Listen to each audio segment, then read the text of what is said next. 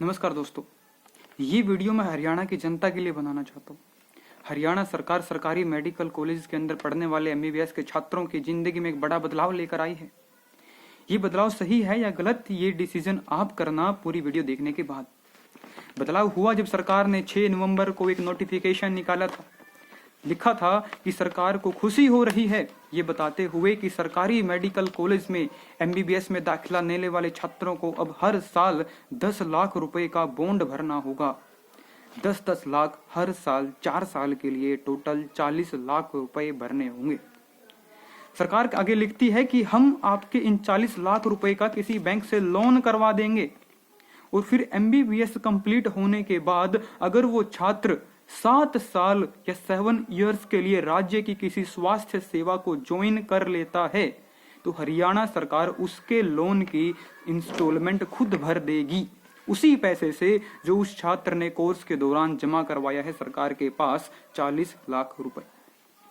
यहां तक सुनने में आम जनता को अच्छा लग रहा होगा कि सरकार हमारे सरकारी अस्पतालों में डॉक्टर्स का प्रबंध कर रही है, लेकिन ये एमबीबीएस डॉक्टर्स इसका विरोध क्यों कर रहे हैं?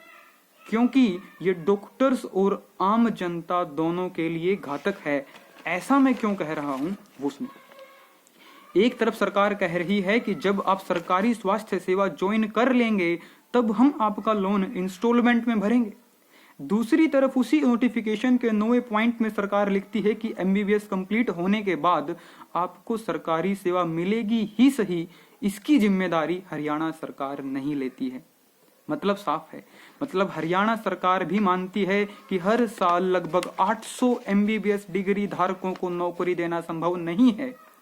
तो आप मुझे बताइए, एक गरीब घर का छात्र जिसने डॉक्टर बनने का सपना संजोया था, वो छात्र जिसको सरकार नौकरी नहीं दे पाई, उसके सपनों का सरकार के द्वारा 40 लाख रुपए के बोझ से कत्ल करना कहां तक तर्कसंगत है? दूसरा कारण, सरकार का यह नोटिफिकेशन डॉक्टर्स का सरकारी नौकरी की तरफ रुझान बढ़ाने वाला नहीं है, बल्कि पैसों के बोझ के नीचे दबाकर बंधुआ मजदूर बनाने वाला नोटिफिकेशन है। सर्विस बॉन्ड पहले भी लगे हैं। बॉन्ड का मतलब होता है एक कंडीशन जिसको ब्रेक करने पर सरकार को पैसे भरने होते हैं। इसी तरीके का सर्विस बॉन्ड 2017 में एडमिशन लेने वाले एमबीबीएस छात्रों के ऊपर भी था। उनको ऐसा कहा गया कि सरकार आपको एमबीबीएस करने के बाद एक नौकरी ऑफर करेगी।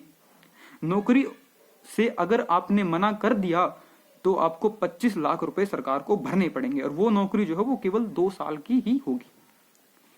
वहां तब किसी डॉक्टर ने विरोध नहीं किया था, क्योंकि वहां कोई दिक्कत वाली बात नहीं थी। जो डॉक्टर्स प्राइवेट प्रैक्टिस करना चाहते हैं वो 25 लाख दें, प्राइवेट प्रैक्टिस करें। जो सरकारी नौकरी करना चाहते हैं वो कम से कम 2 साल सरकारी नौकरी करें तो उनको 25 लाख भरने नहीं पड़ेंगे और सरकार उनको तनख्वाह भी देती है। बॉन्ड का मतलब भी यही होता है। लेकिन यहां पर बॉन्ड अमाउंट सरकार पहले ही भरवा रही है। एडमिशन के दौरान ही हर साल 10-10 लाख रुपए भरने होंगे। नौकरी मिलने से पहले ही सरकार 40 लाख रुपए भरवा चुकी होगी और सरकार नौकरी की गारंटी भी नहीं दे रही। ये भी कहां तक तर्कसंगत है, आप बताएं। मैंने कहा कि जनता का भी इसमें नुकसान है। ऐसा मैं क्यों कह रहा हूं वो सुनिए। एमबीबीएस के एंट्रेंस एग्जाम नीट यूजी के जो टॉपर्स हैं, या मैं जो कहूं कि जो क्वालिटी कैंडिडेट्स हैं, वो अब हरियाणा में एडमिशन नहीं लेंगे इस पॉलिसी के दुष्प्रभाव से बचने के लिए।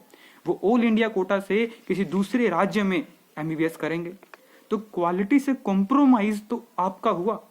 आपकी स्वास्थ्य सेवाओं से कॉम्प्रोमाइज करवा रही है हरियाणा सरकार बच्चों पर प्रेशर डालकर।